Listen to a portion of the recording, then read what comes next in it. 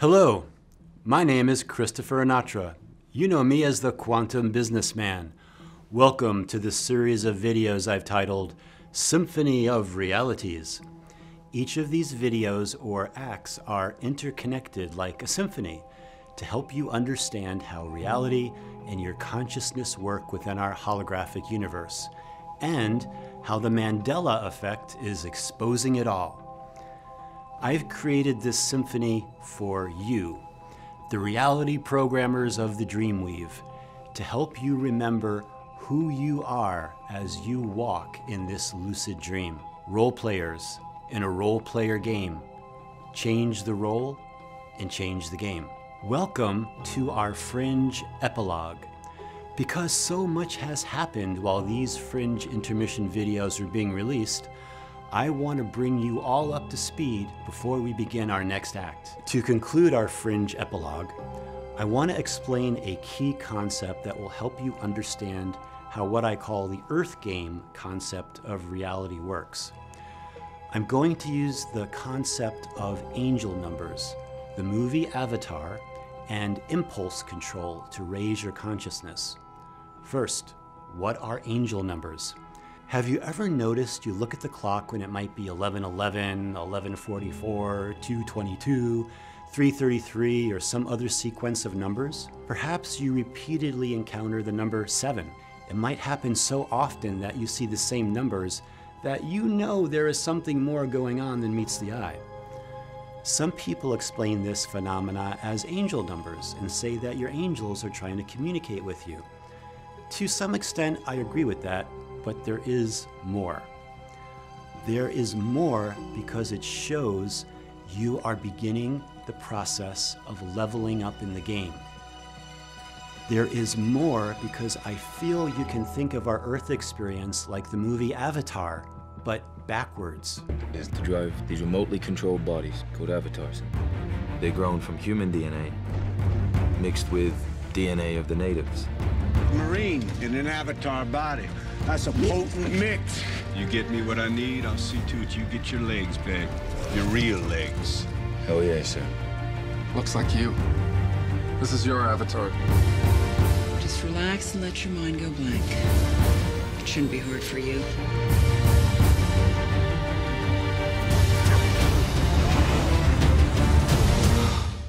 In the movie Avatar, the consciousness of a remotely located human is placed into a genetically engineered body to interact with the natives of the planet Pandora called the Na'vi. In the movie, Jake is the human main character who controls his avatar. The humans psionically connect with their avatar bodies. A psionic link is made. What does psionics mean? Psionics is the discipline that applies principles of engineering to the study of paranormal or psychic phenomena such as telepathy and psychokinesis. It's generally used as a military term. If you're interested in psionics, I'll leave a link below to a site called the PSIONIC League, where people come together to enhance these skills and improve the planet for all. Interestingly, the Na'vi from Pandora in the movie call these avatars dreamwalkers. Within a very short time, the human has full control of the genetically engineered body.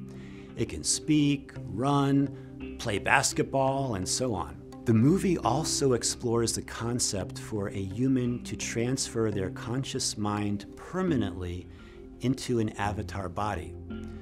These are soft disclosure subjects, but how would that work for us? The way I see things in the Earth Game, for us, when we're born, we are given forced amnesia. We forget who we are, and that we are much more than just our body. We forget who we were. For Christianity and the concept of reincarnation, did you know that reincarnation used to be in the Bible? In the Gospel of Thomas, Justin Teen's wife didn't want the slaves to know they had eternal souls and committing suicide to leave their life of slavery. This is something you can research on your own, and I'll leave a link in the description. When we are born, we become totally immersed in the experience and think that this life is all there is. This 3D reality is all there is, and as a result, we fear death. But our higher self or superconsciousness knows and is constantly trying to awaken us with synchronicities, nudges, and other events throughout our lifetime. It would be like Jake from the movie Avatar trying to awaken his avatar that it is him, with the avatar having no idea who Jake is. The avatar would think it's just a Na'vi from the planet Pandora trying to get through life. It might take Jake his entire lifetime or never to awaken his avatar. So what does our higher self do? It gives us messages everywhere. There are hidden messages everywhere that you give to yourself. Notice everything. Street signs, signs in windows, license plates, videos that come up in your suggested video feeds. Be observant. The goal and the way to level up in the Earth experience is for our higher self to integrate with us, to merge with us, for us to remember who we are. One of the first ways this happens is with a concept called impulse control. Impulse control is usually one of the first signs that our higher self has begun the integration process. We've raised our vibration just enough to allow this. It allows our higher self to cause us to glance at a clock at just the right moment to see the same sequence of numbers, to control an impulse. What would happen in the movie Avatar almost immediately can take years or perhaps never in a person's lifetime here on Earth. Impulse control starts simple with repeating numbers that we observe at just the right time. Then we begin to discover information such as these videos I create, or books, or anything which begins to push you into understanding our reality. As the frequencies on our planet begin to rise more and more every day, and our consciousness begins expanding, it becomes easier and easier for our higher self to awaken us. But it's still a challenge. Why? Because of drama in our body, such as the ego and our shadow. Our ego is there to protect us. For instance, our ego doesn't always understand what's happening. To the ego, it could be some unknown entity which is trying to take over. It doesn't realize right away that it's okay to let go of polarized negative control. It doesn't realize right away that it's you embracing your true power, you remembering who you are, you integrating more of your true self, you growing, you expanding, your frequency rising. It's a milestone of progress for role players in a role-playing game. Change the role and change the game. And here's a big secret. Can I get a drum roll, please? When you raise your consciousness, when you raise your frequency, when you raise your vibration, when you vibrate into a higher timeline, the great work you'll notice that everyone around you begins to change. Change for the better. Have you observed that yet? Don't worry, if you haven't, you will. This also helps explain other versions of people. When you notice that certain people's personalities change, or they remember something such as a Mandela effect different than you, or even their eye color changes, you are now in a timeline interacting with another version of them. Because there are many timelines all running at the same time, we have versions of ourselves and versions of other people, such as family, running in these other timelines.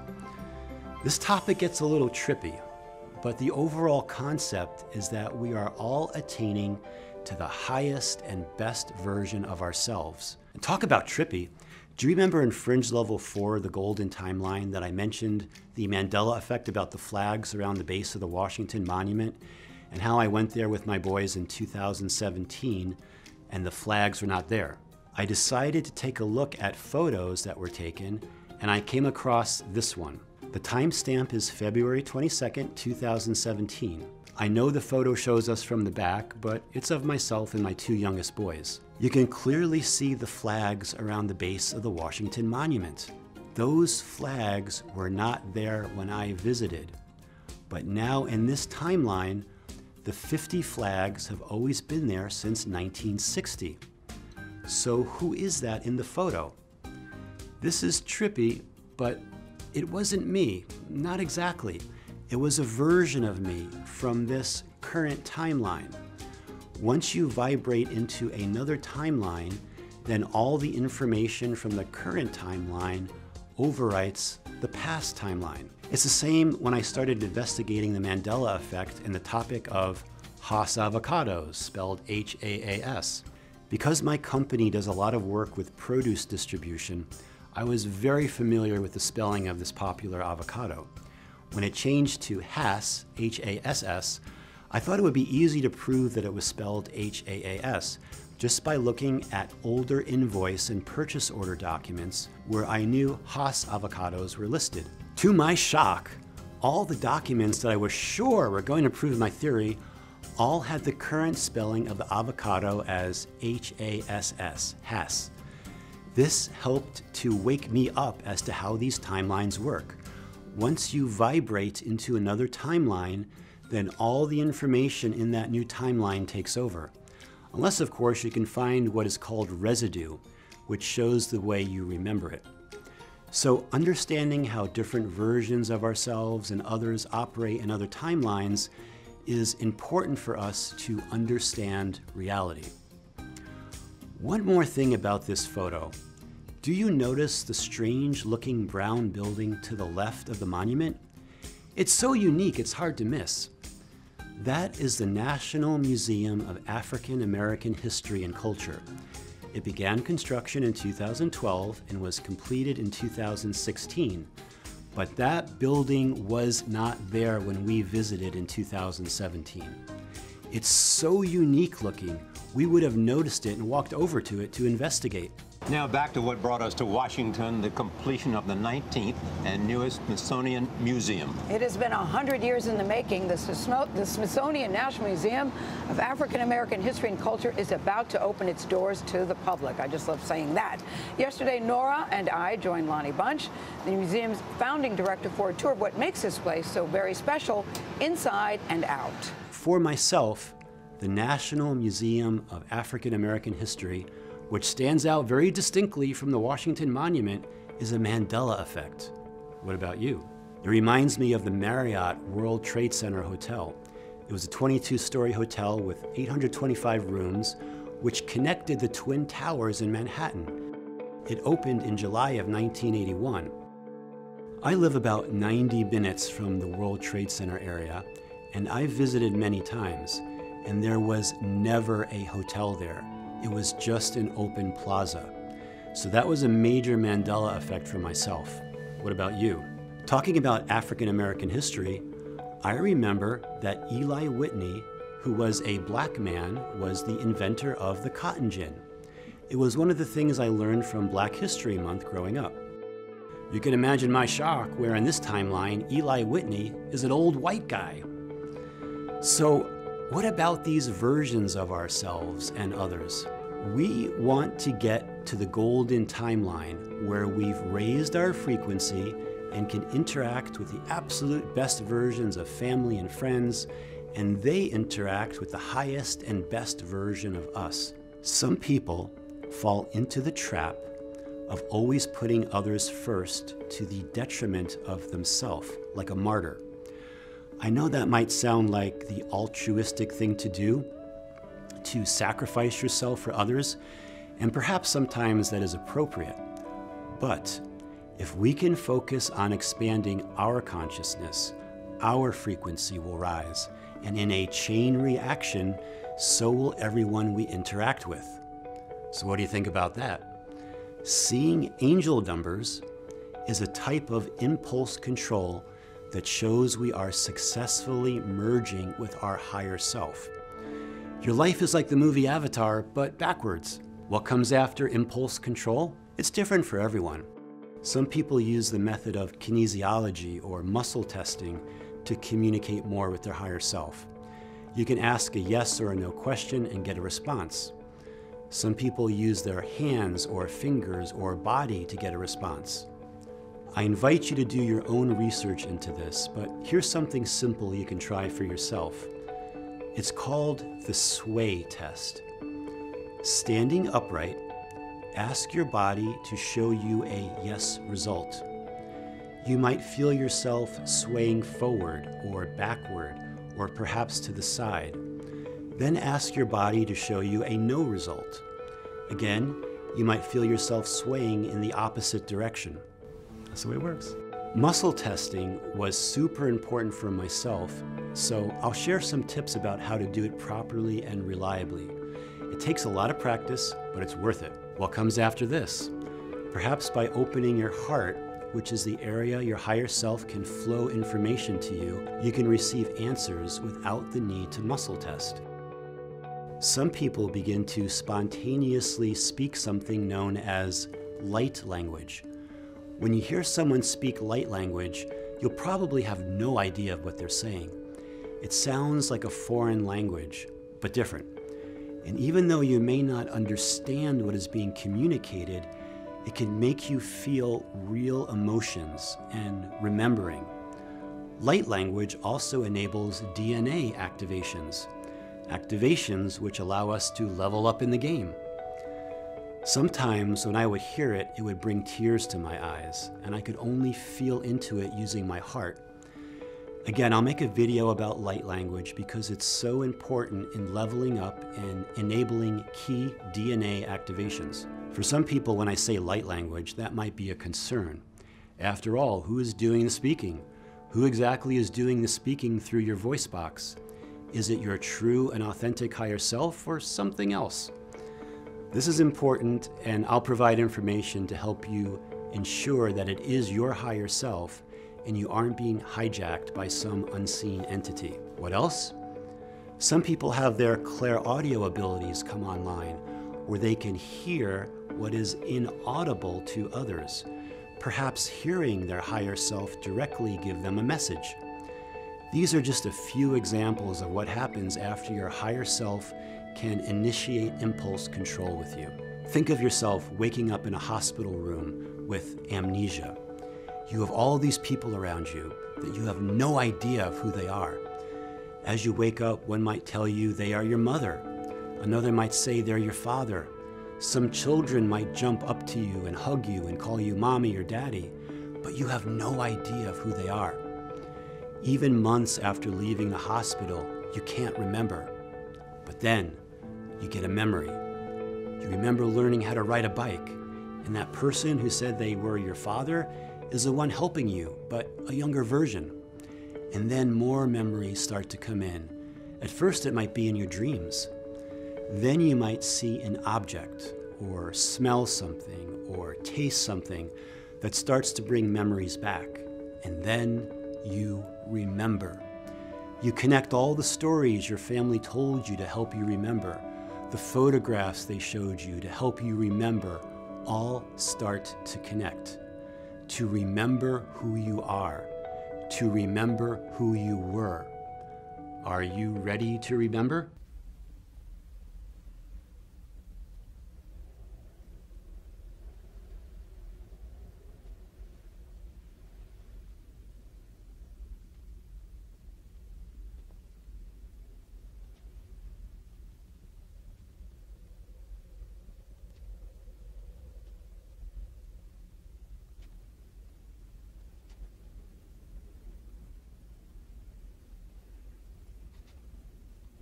My father says that you have been my friend. You came back for me. You would have done the same for me? Why would you do this? Because the needs of the one outweighed the needs of the many.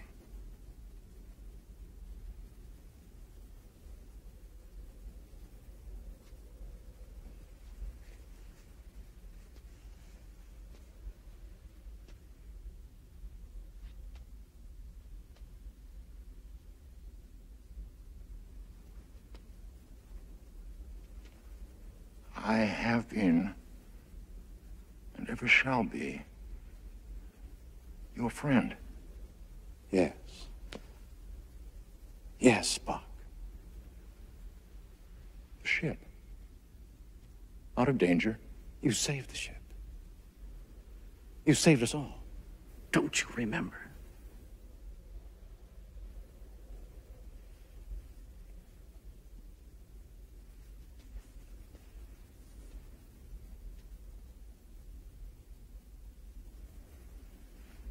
Jim. Your name is Jim. Yes.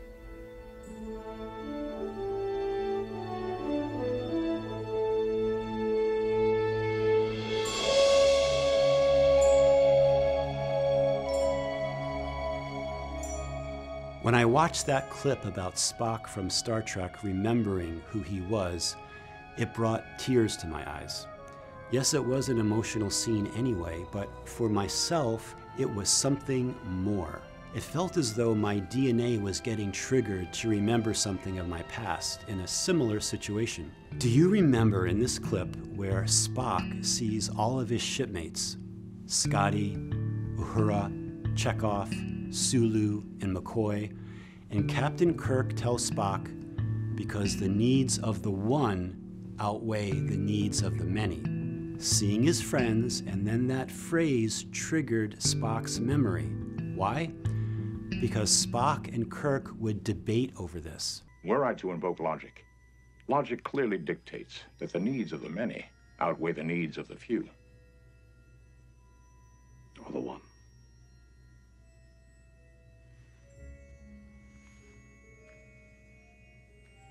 You're my superior officer. You are also my friend. I have been and always shall be yours.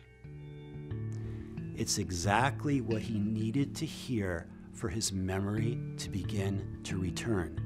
And then Spock remembers his statement to Kirk. You are my friend. I have been and always shall be yours. Do you ever feel something trigger deep within you when you watch a certain movie? Does it make you cry? Perhaps your higher self is remembering something from your past and causing this emotional release. Perhaps that tearjerker movie is you remembering the emotions of a lost love, and your tears are evidence of a past hidden from you in your DNA. Because in the future, I believe we're going to understand that 85% of our DNA holds our memories of past, present, and future lives. And your crying or whatever emotional release you're having is actually a healing for yourself. You are removing density to give your higher self more room to integrate. So when you feel those emotions, I believe you should let them release as a somatic experience. Speaking for myself personally, I've done more crying over the last few years than I've done in my entire life. I believe these types of somatic releases are a natural part of our awakening process to clear past trauma and density from our cellular memory. It's all part of the remembering process. Remember, everything is a clue. Your higher self puts synchronicities all around you to help you remember. The way I feel is that when people begin to truly appreciate how important it is to connect with their higher self, it's going to create a very special genre of tools and techniques to fully connect. You're going to want to remember who you are and who you were. Remember who you are and let that knowledge return like a flowing river of inheritance. When I first began my awakening experience, I was probably less than 1% connected to my higher self. I made it my goal to get to 2%. 2% may not seem like much, but just getting to that level would have doubled my connection from 1% to 2%. And now, every percent I can obtain to connect and integrate more and more with my higher self or super consciousness is my continuing goal. So what do you think about this Fringe epilogue? We talked about Topsy and Martha the passenger pigeon, the Tiger King, the Golden Pyramid, and finally angel numbers and impulse control. Next, we venture into the art world with some amazing information from the Akashic Records that you'll probably have no idea about. Act 5, Art, Scene 1, Crystal Eyes. Until then, sending you my love. Dream on, dream on, dream on, dream until your dreams come true.